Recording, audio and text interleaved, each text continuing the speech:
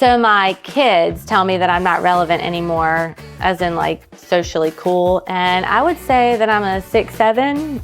So I think I just reinforced I'm not cool anymore. But where I am super strong is with sellers marketing strategies. And if I could tell anyone the top 2 things you need to do, this would be it, because if you don't, you will leave thousands of dollars on the table. Number 1, overpricing so you have wiggle room. Now, is there a time where that made sense? Yes. In fact, sometimes I talk to sellers, they remember when their parents did this, their grandparents did this. We were coming out of the housing crisis. I don't care if you priced your home correctly or not. A buyer was not paying sticker price. They were going to get a discount. So a lot of sellers inflated their list price because part of the song and dance was for a buyer to make a super low offer, see if a seller would bleed, and then hopefully land somewhere. But that is not the market we're in now. Buyers are crazy savvy. Also, interestingly enough, I remember this the other day. The other thing that was happening coming out of the housing crisis, and I hope I don't date myself now, we were just going away from dial-up internet, okay? If you don't remember, AOL, you would take forever to log in. And so honestly, people didn't use the internet that much to shop for a home. They would call their realtor. Also, Zillow was just a baby back then.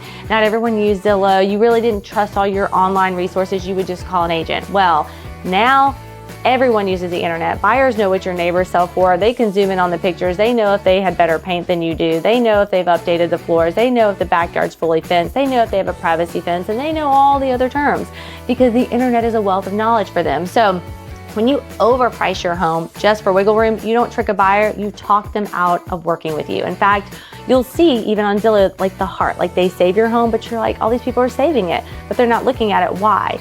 They feel like the home is overpriced, and they're waiting for you to reduce the price. And here's the worst thing. Even when you reduce the price, as long as you don't wait too long, an early price reduction is okay. But if you wait a little too long and you reduce the price, you would think, okay, the buyer is gonna make me an offer at this new price. Unfortunately, however, the home's been sitting on the market. So now, yes, you lowered it enough to get them in the door, but they feel like they're doing you a favor. So then they wanna make an even lower offer or ask for things that are gonna cost you more money. So 1, overpricing, don't wanna do. Number 2, just trusting that buyers are gonna know that somebody lives in this home. No, they don't feel like that when they walk through the home. You would think that they do, but they don't. So you want to declutter. You want to stage your stuff appropriately. An agent can help you with this, but you want your home to feel unlived in, because buyers, when they're going through a home, they really do associate perfection with value. Think about this. If you went to buy a new car and you open the door and there's dirt on the floorboard and scratches and sticky fingerprints all over things, you're feeling like, when I go in here, I want a better deal.